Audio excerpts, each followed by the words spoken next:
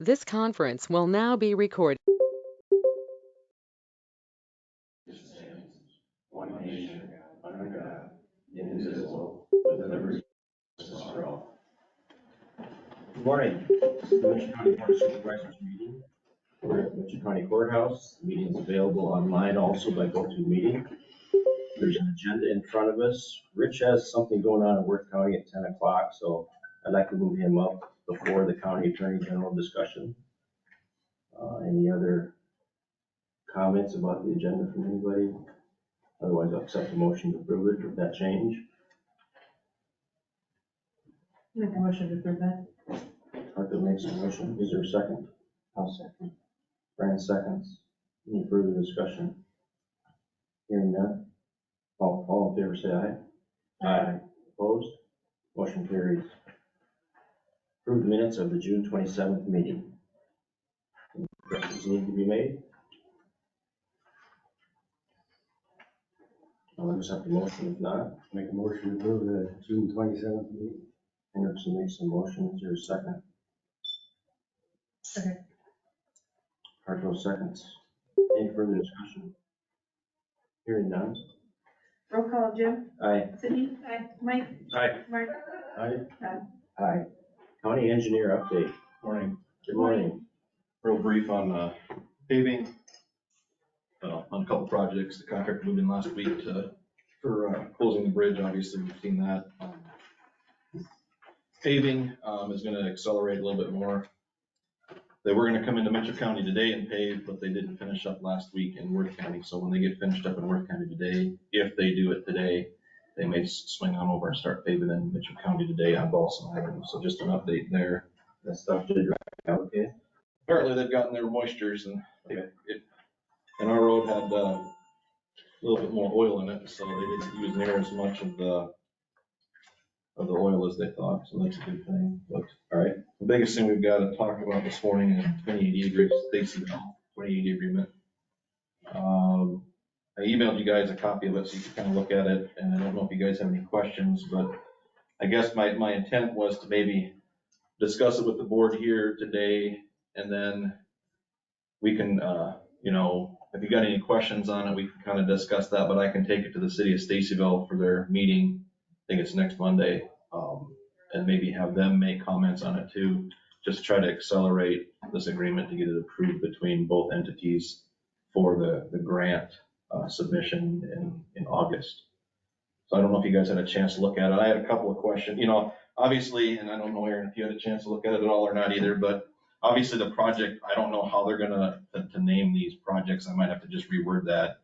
It's illustrative is the IL part of usually our project, or SDP or FM or LFM, but this is just the illustrative part of it is that what we're telling the state and the feds is that there's not enough. It's a project we plan on doing, but there's no funding for it, and that's how they want us to program them. So I'm just gonna leave it that way for now, unless there's a better way to put it in there. I see the numbers wrong anyway. I've got a 98 instead of 66. So if we sign the 28E agreement, if it becomes signable, everybody agrees, would that have to be amended then? Just by I don't know, maybe I could put the TPMS number in it. Okay. Either way, I think there's enough information tracking the project back to what it is, and we all kind of know what the project is. So it might be that we just need to. This does have a TPMS number. It should. Everything gets programmed with a TPMS number. Whether or not we change the actual project number, the TPMS number stays with what's been programmed. That might be So I might put the TPMS number in there too. Just for any sort of confusion. And then I was looking through it. This is kind of the same wording we used when we did the bridge project in town. When I got to section 8 or point 8, this is where we talk about funding and payment. And I don't really know how we want to, first of all, usually when we do a project, we usually have a 2080 agreement. We know what we're doing. We pretty much have most of the design done, so we know kind of really close what the costs are. This one's more of a, we're way out in front of this. Don't know exactly what the costs are gonna be or what all the bid items are gonna be. We kind of generalized it in the submission I gave you guys. But we don't know for sure, so I'm thinking of trying to reword that at item 8 a little bit, just to show that it's kind of wide open yet. These are just numbers we think are we're gonna have. These are the major items. There's also in the breakdown of estimated city costs, there's a contingency factor of 15%. So that might cover any things that we may have missed, but just kind of want to know what your thoughts are on payment and things like that. Obviously the city will probably have comments when I go to their meeting, but I didn't know if you guys had any questions or any other way to word that. I don't have a problem with them, with it being extended out more than a year. I mean, that's Okay. gonna be quite a chunk for them to just come up with. But also they're gonna have to weigh in on, I'm not gonna pick a number until I Right. hear something from them too. And that's what I'm kind of expecting when I go to their meeting, is they might have a different idea on payment and repayment and things like that. So it's kind of up in the air yet, but I think it's best to, the only issue is that they may have to have a special meeting if we can't get things figured out here. But, you know, it's tough when they meet once a month and we meet every week. So it's easier for me to go there, let them work out what they think they need to have, and then we can come here and discuss it. Whether it's the following week or the week after that, we can meld things together a little bit. I'll attend those meetings, the city council meetings, because I'll be one signing the 2018 agreements. I'll need to verify, you know, that I'm on the agenda. Okay. I emailed the clerk and asked to be on it, so, but I haven't heard anything. What's the timeline on this? When's it gotta be? The 28E, Well, the, the other, the project. pardon? When does the project have to be submitted by? The grant stuff goes in, I can't remember now, it's late August, I think, is when they're submitting everything, so. There's a little time there. The notice of funding came out, I think, last week or the week prior, so. But we've been working on it before that was coming out, because we wanted to stay ahead of it, but. So I don't know if you guys have any comments on this, any suggestions on how to word anything. Aaron, I don't know if you've got any suggestions or anything, but. I looked at it, it seemed fine from a legal perspective. I mean, as, you know, as far as all the details of the project, that's more in your bailiwick. Right. It does what you want it to do. Yep. I think the biggest thing is actually knowing what the number is and a repayment plan for that, so, or a funding plan, so. I think I'll massage a little bit more before I take it to the city, and I don't know if you got any questions on the estimates at all or not, I know. You answered the one I had in regards to, the one, there's two tabulations on the one sheet. One says city, one says rural. So if you want to look, yeah, I'll kind of maybe, Explain that. Yeah. so I gave you two sheets. One is the rural grant, and it's got some notes on top as to possibilities of paving. But it's got a Division 1, which is city, and a Division 2, which is rural. So the Division 1 city is all the work that takes place in the city, whether it's city funded or county pays for it. So the estimated cost within the city limits is about 3.4 million. And then on the second sheet that I gave you, then I took that Division 1 and broke it down into what I think the city's portion will be of that total project cost. So that's what's explained down there. And there may be some things that I need to add to some of the bid items a little bit, maybe being a little generous in certain spots, but still want to make sure that overall the project costs are somewhat reasonably fair. So, and then the second set, the Division 2 is the rural section, which is the paving from the 218 curve all the way into town to the city limits there. So that's why it's broken up into two different things. And then, like I said, the second sheet is the breakdown of what happens in the city that's going to be city responsibility, estimated on what we think. Now, once we get a consultant on board and get into, once we get the, I'll be a little bit, once we get the grant and then we get a consultant on board, we'll know more bid items and costs and things like that, a little bit more detailed than what we have. This is just roughly an estimate, so it's just based on really rough numbers and measurements, so. And then we're projecting what we think the costs are gonna be 2 years from now or 3 years from now, so. But if they can't come up with their portion. That's something that we need to decide as a or you guys need to decide, I guess, but and that's what they may have questions on too. You know, they've got their own funding and everything else that their own plan too, which I kind of need to talk to the city about whether or not, they have like a plan in place for all the city improvements they have that I can submit with the grant too. So I've got a lot of legwork to do to follow up, but that's something we're gonna have to discuss if they can't find the funding or a way to manage the payment process. This is quite an opportunity for both sides, and it's a $3 million opportunity for Statesville, so I would think they would really work hard to try to. And I don't think they're balking at it. I think they just need to actually sit down and figure out how to, because this affects a lot of their future programming too in town. So. But it's all improvements that are gonna benefit them in the future too, for what they're paying for. I mean, Right.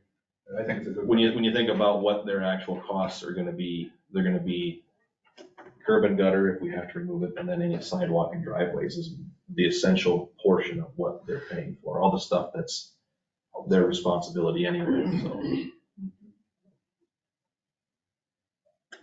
Any questions for the engineer? Well, I'll massage this a little bit before I take it to the city council meeting, and then I'll confirm being on the agenda for I think it's next week, it's the second Monday. Second Monday. Of the month. You want to confirm that with me, let me know, Yep. and then if you do change some things, please send it. Absolutely. Is that all you I have? think that's all I've got for you this morning. Thank you much. All right, thank you. County Attorney General discussion. I should just lower that chair. Good morning. Good morning. I don't have a lot for you. I mean, there's always plenty to talk about, but I don't have anything specific. A little after 9, I've got a Zoom or a phone hearing. I don't know which it is, but I'll probably won't leave for a few minutes after that because I like my staff get everything set up, connected. So all I got to do is go in and do the hearing. I don't like to mess with technology. So, and it come up, it was unexpected. I guess I wouldn't say it was unexpected. I didn't know about it until on Friday. But anyway, I want to stay here. I want to be here for the meeting as much as I can. So I may text back and forth. And even if I have to stay a few minutes and I have to wait a few minutes on the hearing, they can wait on me this one time. So anyway, just let you know if I get up and bolt out of here, that's why. But I'd like to sit here through this meeting. I guess I don't have anything in particular. Like I said, there's always a ton of stuff to talk about. We're gonna have to figure out sometime in regards to that Little Cedar Road vacancy. Is that the Aben thing? Yes. I've got, I was telling Sydney before this meeting started, I had a pretty big block of time clear up, you know, and this is the way it always goes. Somewhat frustrating, to be honest with you. You know, I was supposed to have a trial date, some depositions ahead of that trial date coming up, and the first 3 weeks of July were supposed to be pretty well filled up. Well, it's not. It's not now. So, I was just sitting back here thinking, before I came up here, I've got like an ongoing list of stuff, and you guys might get a barrage of emails from me once in a while, just mentioning this, that, or whatever. But anyway, and that's good, I guess, that I got that time freed up because I can now really focus on other things that are probably a better use of my time, maybe, frankly. But anyway, so. And just a reminder. So should have some time. Very good. Any questions for the attorney? Okay, thank you very much. Thank you. Sheriff update. Good morning. I just have one question for you, and maybe it's not even a board issue, but been emailing back and forth with Shelley Russell, the CEO of our hospital.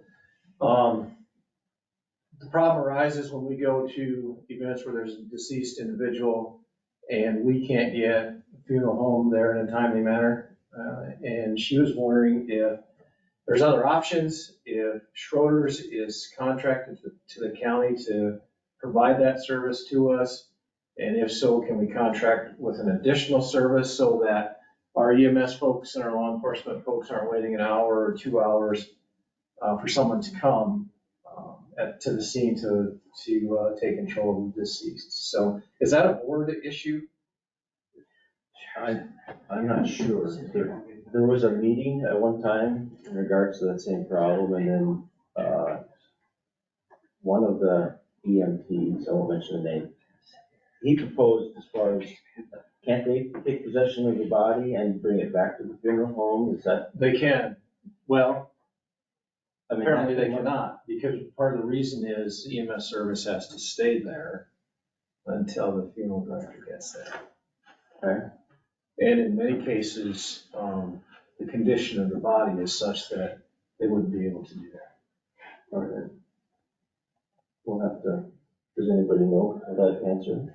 I don't. She talked to me about it last week, and I don't have an answer yet for who's, hard to believe that once the body's ready to be moved, I said, the funeral home is supposed to take care of that, but whether it's the staffing or what, I don't know, so. Yeah, this situation has changed since from before. Let's just put it that way, so, with the funeral home. But I definitely don't like the idea of our law enforcement and our medical people sitting around. If there's another situation that we need to. I was on funeral home for 24/7, ain't they? I mean, people die at any time. For the most part, they are, Mike. If, in this case, the funeral director has to come from a distance, that's a time delay, or if they're not available to us at all. And so if there's not a contract, and it's not by statute that we use a specific funeral home, Right. That's up we to should then be able to give choice number 2, right? Yeah. we can- Or choice 2 is choice 1 that particular day. They can use whoever they choose. But They the family usually chooses that, correct? Or Well, they do if they have family. There are some that don't, I suppose. But even so, from the scene, we need to have a little better response so that it can free up our EMS folks and yeah, right. See the deputies. or deputy. Hmm. So We will look into that. I'll continue to research it too. I'll see maybe what some other counties are doing. Okay. But if there's not a contract, that maybe it's a little easier to deal with then.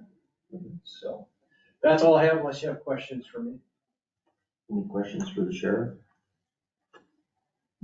Thank you very much. All right, thank you. Department head discussion. Anybody, any department heads? I got one. Yes. Last week we received paperwork, Riceville School is gonna have a special election on September 12th. For 2 public measures, for PEPAL and for a revenue purpose statement for SAVE. Okay. Anything else? Anybody? Anybody online? I have something. So talked with the IT department of ISAC. They offer a program where they come in and they will assess the IT department of counties, and I told them that the board can reject this if you guys want to, but I told them to submit the paperwork to us so we can look at it, to consider doing this. What they do is they come in and they'll, there's 4 areas that they can kind of do. It's called infrastructure, security, financial, and GIS. So infrastructure is more or less age of your server, which ours is new. Cabling, the capacity, the performance of it, security in regards to passwords and security, just plain security. Financial as far as what we're actually spending and what it's, if it's money well spent. The GIS side of it in regards to all of that. So they're gonna be sending me some paperwork, and then I'll get it to you guys and you can look at it. They've done it for, I have that. they've done it for 37 counties in the state of Iowa so far, and there's 3 more that are scheduled. They do a number of them every year. So, anyway, I'll get that information to you. Is that why we put that security system on hold? Yeah. Yeah. I just wonder how somebody asked me this weekend why we put it on hold, because we approved it, and apparently somebody put it on hold. Yeah, I put it on hold because after talking with them, they said that would be good, to do that rather than to come in and, if they assessed our facility, they would rather assess it as it is as compared to a new thing that's being implemented, and so that's why it was put on hold. It wasn't canceled, just put on hold. I was just curious, because I thought we approved that, and then next thing I know that somebody put it on hold Yeah, I put it on hold. without asking the rest of us. Yep. Sorry, Is that something we can do? something we can do. And then one individual can do that? If you want to put it back on hold and maybe mess this up a little bit, I would just go by the recommendations, but we can put that in the agenda and move forward that if you want to do that. I just thought we approved it, and the price might go up, and then what are we gonna do? Don't know. I just thought- So if you want on the agenda, just get a hold of Rachel and we'll talk about that next week. Well, we had it on the agenda in the past. No, but to get it going again, if you want to do that, get a hold of Rachel. Yep. Okay, that's all I have.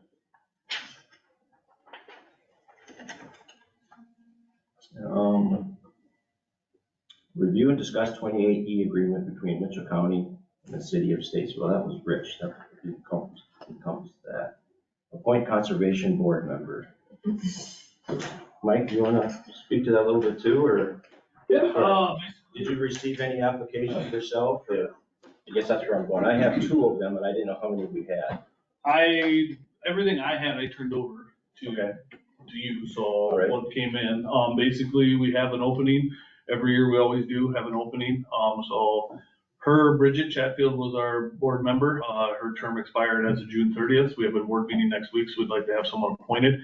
We do, by state law, we're supposed to say general neutral, so we have 3 males on the board. We have to have a 2 females type thing as long as we have qualified applicants, which from my understanding we do. Basically, Bridget is eligible. She does want to be back on the board again. I do know that, but I do know there's other applicants. From there, it comes down to your guys' decision. Biggest thing I'll state is, in the future, as we got board members open, I think the county supervisors need to look at making sure we have county representation. We are kind of heavy on the Osage address for a lot of our board members. Having county-wide representation is a good thing to get on the road type thing. So that's all I got.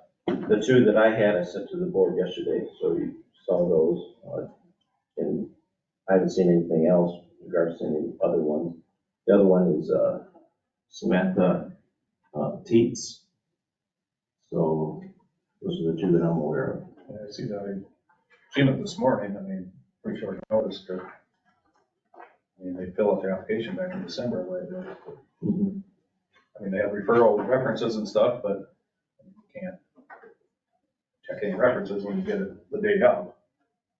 Well, I sent it yesterday, but anyway, that's not that much further, but okay. Well, yeah, I know, it's kind of short notice, but Bridget is an Osage resident, she's Correct, she's out of the Osage area, so. I just stating for future, like, we're heavy on the Osage. We have great board members now. It's just, we're a county-wide board. It'd be good to have county-wide representation. Right.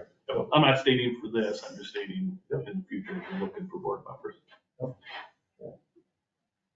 where I've been out with the past, we were appointing board members in the past, and we had the tendency to get rid of ones that were available to re-up, and I prefer to let somebody serve a second term because of the experience that they have. We didn't do that in the past. I didn't vote that direction, but I haven't changed my opinion on for letting somebody re-up if they can. Any comments? Doesn't that Teet's husband work for the conservation?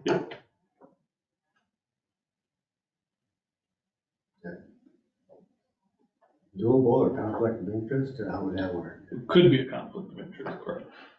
That would be my only objection, I guess.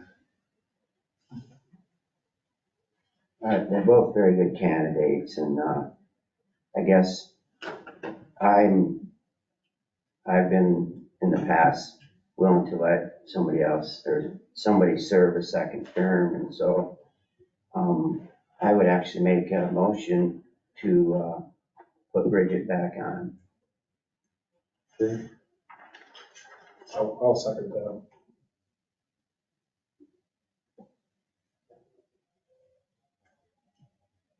Okay, there's been a motion, there's been a second. Any further discussion? And I want to say again, Samantha would be very good at it. She's very outdoorsy and stuff, so. Any other discussion? Hearing none? Todd, Aye. Mark, Aye. Mike. Aye. Cindy. Aye. Jim. Aye. Motion carries. I'll let her know, so she's aware. Thanks. Thank you, Mike. Discussion regarding John Dano seminar and economic development. Mayor of St. Ansgar had a question last week at our meeting. I didn't want to get into a big discussion just during public comment, so I put it on the agenda to discuss this. Did you want to ask the question again, or? Yes, after the seminar and re-education and so forth, I was wondering what the board of supervisors plan to do with TIF and their willingness to use it for infrastructure, roads and bridges, as well as economic development. Because economic development is very important to this county. If there's any way we can spur it on, TIF is probably one of the best tools we can use. That's my comment. Any comments from the board or replies? I'll say all three of those that I'm interested in.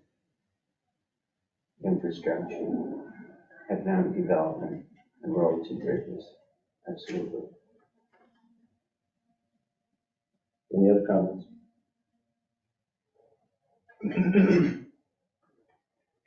I'll agree with you, Todd, in all three of those areas. One thing I do want to clarify is that TIF is a word that is defined differently in Iowa Code 403. And TIF can be where we go out and buy a bond and we use to pay the road, so to speak. I am not for using TIF to grant money to people. TIF also has a meaning in the code where you rebate projects, and we've done that in the past. We've rebated subdivision that's in St. Ansgar right now. So, and I don't really know why they call it TIF in code, but they do. So I'm all for the rebate process of it. I'm not keen on handing money out with it to build things. I want to be clear on that. And I'm going to ask anybody else have some questions also, but I want to say this first. I get an impression that there's a thinking process out there that this board has done nothing. And this board has not done nothing. We have done things in regards to economic development. I started writing some of these down. We had a $150,000 grant to the Maple Heights apartments, and at the completion is when we would pay that. $300,000 10-year loan to Mitchell County Economic Development for the spec building and the new CLP program that was put together. $150,000 grant to the infill lot program. Approved a 5-year extension to the 10-year rebate program for Rock Ridge subdivision in St. Ansgar. Approved Stone Hill subdivision south of St. Ansgar. Approved rebate program to Valiant Industries expansion. Proposed rural county abatement to previous board of supervisors. That plan was rejected. I would like to see that come back. I contacted the city of Riceville in regards to a possible subdivision that they have. Gave them some ideas, would like them to reply to discuss that with them. And then we did $100,000 grant to the St. Ansgar daycare. So we have done some things.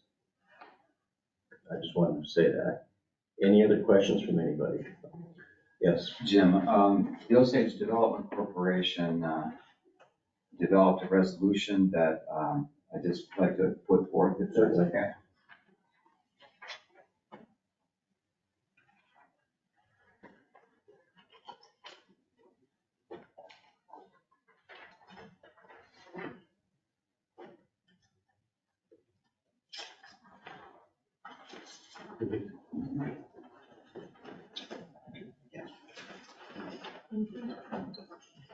Thank you.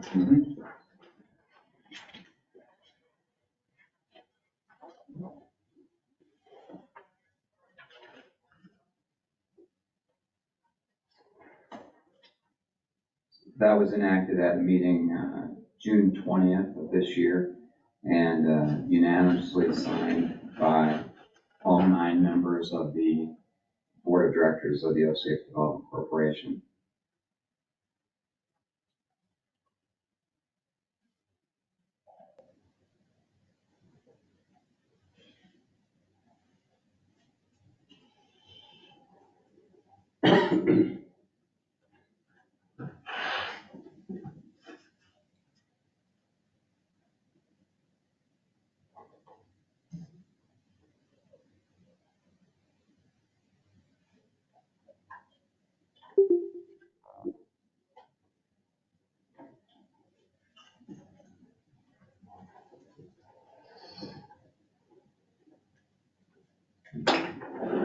I think it's good.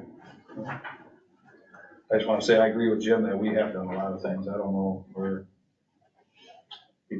there's the gossip that nothing's being done. You know? I think one of the current things on economic development that are out there is, the nursing homes. I was at a meeting last week, which my mayor was at that same meeting. Yeah.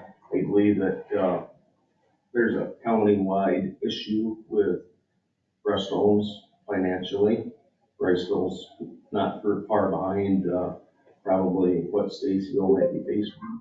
That's an economic development status, it's housing, and it's our responsibility to take care of our elderly at a certain point. A lot of employment in that side of the equation, so I really would suggest you guys finding a way to help that side of the equation if there's a way to work through that. Okay. So I'll ask a question simply because I don't know. Building a building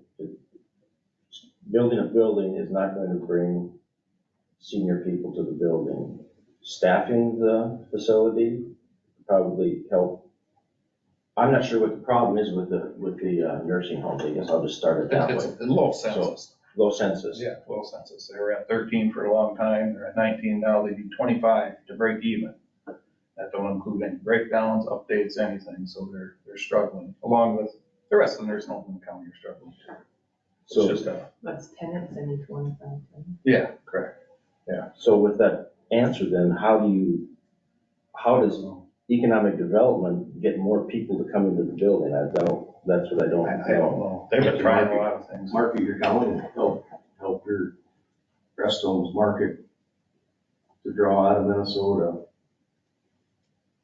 Okay. You're close enough to Minnesota that you can really help. All right. Okay.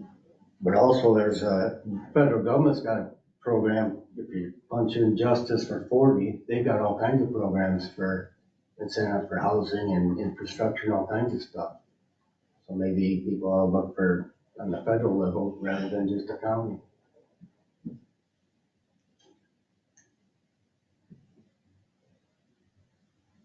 I can look into the nursing home ward, see if there's anything else. I'll do that. We can help with too. Okay, thank you. Yes, go ahead. Go ahead.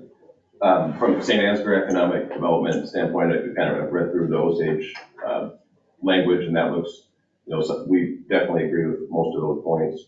I think the cities have used, specifically a TIF, I think the cities have used TIF quite a bit to backfill other infrastructure costs, and then freeing up budget dollars by using that increment, the advantage of using that increment to offset known costs. So in the county, I think when the gravel was purchased with TIF, it was a known expense. It took it out of your general funding stream, and it leveraged that increment to make more use of our tax dollars. So I think that's from the St. Ansgar side, I think that's kind of how, one for rebates for industrial activity. We're all for that. Obviously, we have been in the past. And then for offsetting known existing costs or expenses, and then freeing up the general budgeting process to tackle that list of things that doesn't make the cut. So I think that's a perspective on that side. With it being a county taxing authority, I think the other consideration would be, gets more important, is where the increment is coming from. So where is the tax increment that you're using? So the state currently backfills 85% to the school district of that, where that increment is. The state has not been, has been moving away from giving local governments control of their dollars. And I think they may continue to do so. So that backfill, I don't know if it's at risk, but it could be. So I think there's needs to be some consideration of where the increment is, where that increment sits that's being used. Because there's a chance that school district would be shorted, and the taxpayers in that school district would be obligated to maybe make up the difference. So those would be just two considerations, from our perspective. One thing I wondered about that was if the state did do that, if that 85% backfill could actually be incorporated into the bond that was purchased. I have no idea if that could happen, but I was trying to figure out the ways that you could still utilize this if they did that. And the other piece though is that school district's getting shorted that, 15 out of $100 too. So if they're already bearing that burden and it's not in their district, it's kind of a redistribution of funds to someone else. So that needs to be a consideration. Keith? I don't believe that I was pointing the finger at you saying you had done nothing. I'm just asking, what more can you do? The problem we have in Mitchell County is housing. You should all recognize that. If you don't, you're not looking at what's going on. What can TIF be used for to help create a better housing situation for Mitchell County? If we want industry to grow in Mitchell County, you have to have housing, you have to have daycares, you have to have nursing homes. All of these are legal entities for TIF.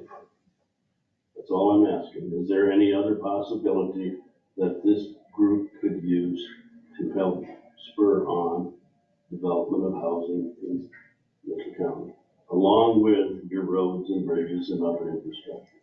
Cities use it for infrastructure. That's what we use TIF for. And we rebate as the tax entities come on board. And those tax entities are taxes that you wouldn't have had if we weren't able to produce a larger infrastructure for homes to be built on. My do nothing comment was not directed at you. Oh, I didn't think it was. I'm just saying that I don't believe anybody was saying that. It was about what are you willing to do? We obviously need to get more aggressive. If we're building 10 houses a year and that's 50% short of where we need to be someplace else, don't we? We'll be meeting with Heidi in this month, so. But after listening to that John Danos, you can't just hand out money to build houses like was done in the past. That's not. That's not true. I guess I'd take exception that his firm represented the county in the creation of that program. There was issues though with the implementation of that program, like what John Daniels had told me was that there's issues with not how he drafted up legally, but how it was implemented, and he said that's where the issues were. So that should also be known to everybody. Because then we're in blighted slum homes and custom homes. That wasn't implemented right at all. Public funds can be used for public infrastructure related to housing. Public funds can be used for public infrastructure related to housing. Your roads, your sewer, your water, Correct. stuff like that. You had another question? I just read the document that he produced, that their firm advised on, that governed the program. And I guess it didn't reference blight. But it wasn't implemented. It didn't reference blight or infrastructure. So just that there is a county commercial construction incentive program that was reviewed by Dorsey and Whitney, the law firm that John Danos works for. And that program was approved by the Board of Supervisors. And it sounds like there was an implementation issue with the program, but the document itself is a document that was reviewed by that law firm. It didn't mention blight, it didn't mention infrastructure. It mentioned the rebates provided for different classes of structures that were constructed in the county. So that's unless someone was here that knows different, that's I believe how the program happened in the past. So when I did bring up the old program for John Daniels on the phone not that long ago, and he said, we are turning a page. He said, we are turning a page. He said, when you guys want to use TIP, it's for a specific project. You know, I think that was kind of an all-inclusive thing. Maybe he wrote it up. I haven't seen what he actually wrote up. So I know I talked to Rachel. She has it upstairs, but I have not looked at it. But John said we are turning a page, and he let us know what tools are available to us going forward. The cities have economic development commissions within themselves. I believe Riceville does. I know Yes. St. Ansgar, Riceville does. St. Ansgar, Osage, Statesville. This would not be this board's decision, but there's no, from what I can see is if there's other plans that cities want to do for building houses, then they can implement that plan within their economic development commissions within their town. This board has not been real supportive of that program. That's pretty apparent, but it's something that a city wants to do, by all means, implement it. And Luke, there's two key words that when I talked with Danos a couple of years ago, it was a commercial and industrial incentive program. And I didn't see anything in there that says housing program. You know, to me, industrial and commercial isn't places that people live, it's a business. So that's why I don't understand where the housing got so crazy on that program. And that's kind of the way Danos talked to us about it. Yeah, I wasn't a party to all of it. I just know that the document that this board approved and that the government program. So that's what my comments are related to. Yeah. A couple of years ago, it was explained under commercial industrial incentive housing does fall underneath that. That is one thing that why we was able to go forward with the program at that time. Because bond council said housing is part of industrial commercial. So even though it may not have been listed, it was discussed and approved at that time. Okay. Any other, normally don't have it as far as discussion like this during a meeting, but I did want this to happen because there's been a lot of questions and this is the time to ask those questions. Anybody online have a question in regards to what we're talking about, or more from the room? Yes, Keith? The cities, I'm sure, are going to intend to continue using TIF to build infrastructure for housing, because housing is needed. Is the county willing to still forego their part of that TIF program like we've done in the past? We've asked for the county's permission for different TIF levies. We're still willing to do that to support cities' use of TIF. In regards to the rebate, like, we did a 5-year rebate, extension for the Rock Ridge. Is that what you're kind of referring to? Yeah. I am, because that's a legal, that is clearly defined in code to do that. And we have, sorry, I just saw somebody. We have not we, but a previous board decided to capture the increment on the turbines, and it was created for a purpose. And it's a very valuable funding source to be used. I'm all for using it. By not using it, to me, is fiscally irresponsible just to not be using it. So to answer your question, by all means, I'm for using it. Personally, infrastructure is the biggest thing. I used to work in the road department. I know all kinds of places that can just swallow that money up. But everybody has their own little thing, but long answer to your question, but yes, I am. What about the rest of the board? Well, I'm definitely not against using TIF, that's for sure. I mean,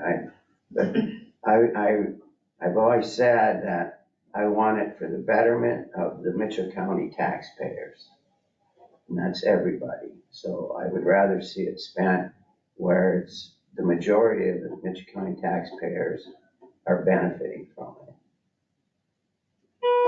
Increased tax base, I would say that would benefit the majority of Mitchell County.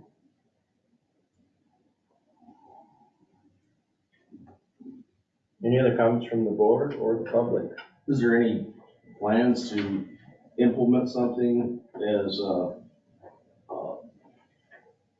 group of advisors from the public and from maybe one from your board to sit down and develop a plan for this utilization so that we're not wasting that tool that we got in our toolbox? I haven't had anybody approach me in regards to a plan of, well, there has been somebody, but anyway, I've talked with the engineer and the conservation director in regards to something I want to get accomplished in regards to utilizing the money.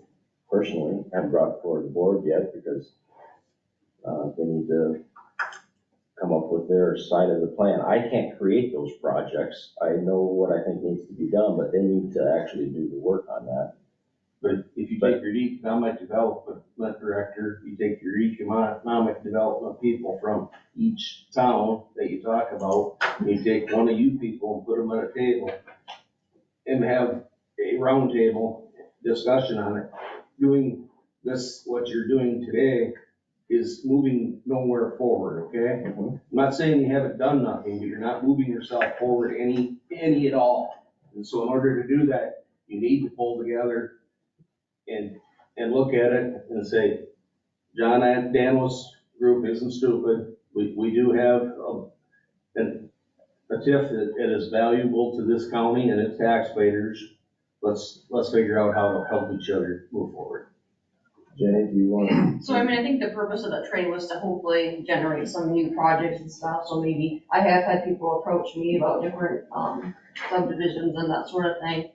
And so those meetings kind of happen, I guess. We have our own MCEDC meeting where we have myself, the representations from each city, and then also, so Todd Pine actually sits on that board as well.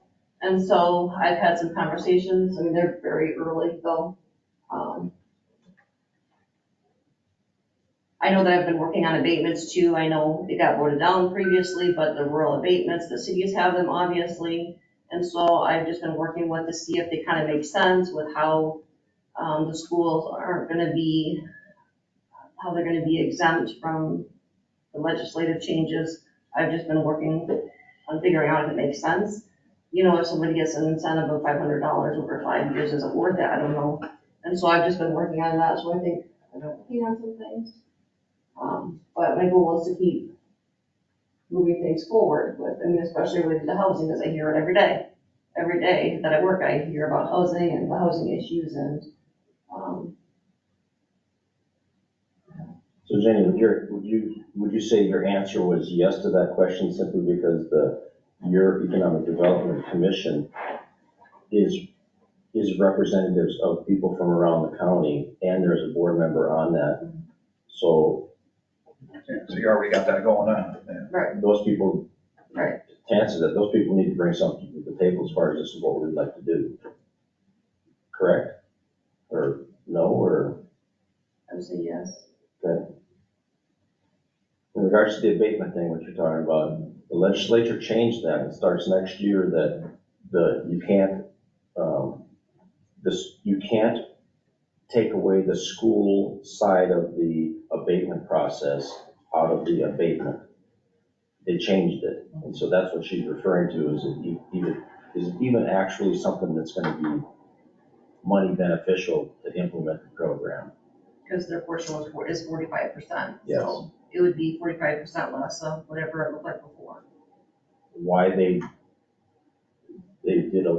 done a lot and they've proposed a lot, and they're pretty much squeezing counties is what they're doing. But that's just another example where they took something away and something that was beneficial, and we're not sure what the impact's actually going to be.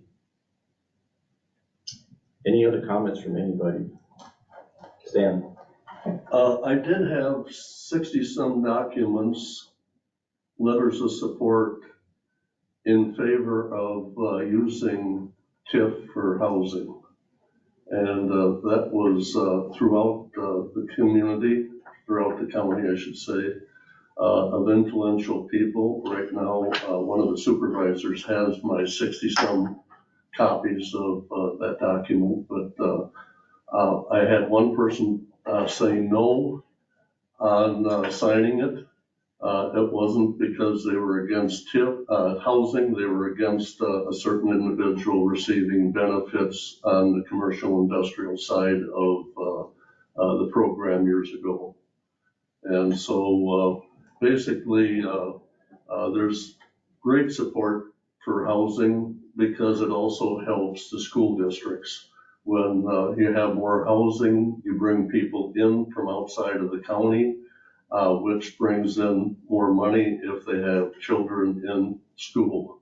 So again, I think you're going to find that there is great support for using housing, and it actually is a loan. It's not a grant, because when the new house is built, it's generating new taxes that are going to continually get paid over a certain period of time. And if that house exists for 100 years, those houses continue to pay taxes for 100 years. This is actually a good revenue source where if you put your money in your roads, it's a one-time use, which is good. I'm not saying that isn't. But you put it in housing, it's not just a one-time return on investment, it's a continuous. As those taxes keep on being paid, there's more money comes in, more money comes in. And so I would, if I were you, take a very serious look at the housing portion of the program. Okay. Thank you. Any other comments? Okay, I want to thank you everybody for your comments. Truly do mean that. So, items of note, meetings attended. I had nothing. I have nothing.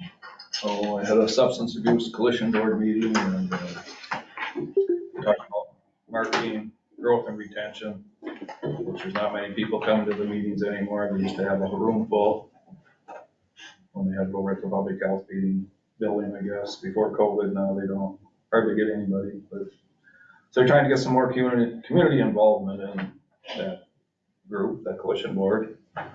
Then I had a meeting in Central Juvenile Iowa Detention Center, in Eldora, and they got their addition done. Now they have 80 beds, but they're only licensed for 56.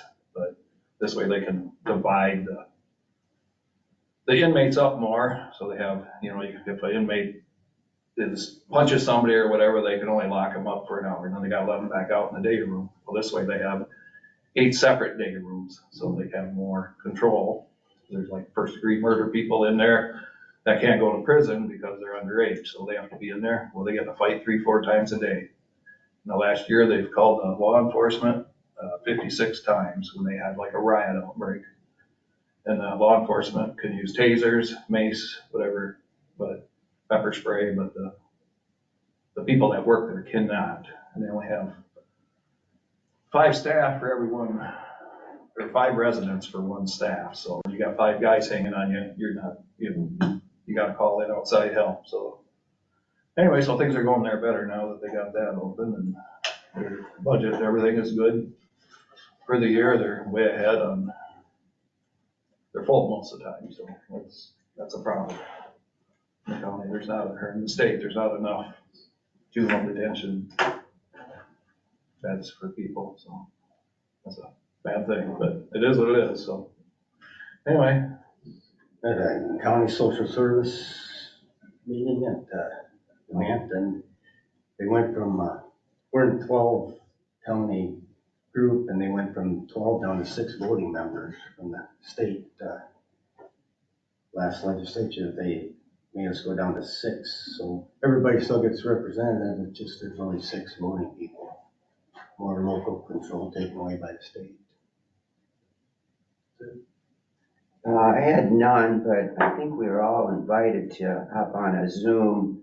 So I did with the Iowa DOT, and we have some good news. They are gonna redo North 7th Street from Chase to Popular. And that'll begin late July or early August. Take about 15 days to do it. There will be 1 lane open at all. They'll do one side and then they'll do the other side. So I don't know if any of you travel on North 7th Street, but it's not real nice. So I don't know where that came from. I was at a Rotary meeting this winter with, the guest was Pete Helmstead, and he was also on this meeting, but there was it wasn't even in the 5-year plan. So maybe him taking that drive on that road that day might have, so. It's hard to miss the whole thing. Yeah, so that'll begin in, late July or early August. So that, did they say whether they're not going any farther north in Popular Street? Is that city limits, or that's the last side street? I'm not sure. 2 more blocks North north. blocks, is that what it is? It's the last side street, but it's not city limits. That's the worst part, I guess, yeah, they're probably doing the worst. Todd, I have a question if I could about that. So, Brock Waters, the city planner director, was partially responsible for that, as well as Shelley Russell, PR director. They intervened too with the Iowa DOT. So I think they probably helped precipitate that. But yeah, I don't know why they would stop at Poplar. I agree with Supervisor Hendrickson, that does not make too much sense. They should at least go to the city line. And then what about Highway 9 west of First Street to, say, Lime Kiln? You know, that's as bad, if not And that even is worse. that is in the works in 2025. Okay. They're gonna come through first, and they're replacing all the sidewalks all the way down Main Street. With the federal government. You know, Now, I understand, I was gonna ask you that too, because I don't know if you've been to Northwood lately, but Northwood did that. they did the surfacing, the driveways, the boulevards, and all the sidewalks along 65. I mean, it was dramatic. So I don't know how much the federal government is gonna do in that sidewalk project, and if they're gonna do all of 218, so the east and north, and if they're gonna do Highway 9 west sidewalks. Well, I was told Brock Waters came over to my place and I wanted him to kind of survey my property, and a house next door with me was for sale, and I just, anyway, was thinking I might have to put another driveway in. So he informed me that in 2025, they're gonna be coming through and putting all new sidewalks, and Steve Cooper also told me that and I'm not sure if this is for sure or not, but they said they were gonna tear up Main Street sidewalks, which I don't know, are they that bad, to use the money for that and not go somewhere else where it would, but that's up to the federal government, I would say. So, yeah, it's from, I believe it's from Kirkwood all the way through town for sidewalks and driveways. And then I think they're gonna redo that where it goes from 2 lanes to 4 lanes there. It's really bad there, so. Okay. Is that all for meetings attended? All right. Clerk of Court report for May. We'll have a total of $1,489.48. That's a so noted item. Manure management plan update. ProNet Farms Incorporated, 4950 Primrose Avenue, Stacyville. Ringneck One LLC, 4187 Walnut Avenue, Riceville. And Happy Pork Incorporated, 2340 410th Street, Osage. Okay. Public comments. Any other public comments? Okay, hearing none, meeting is adjourned.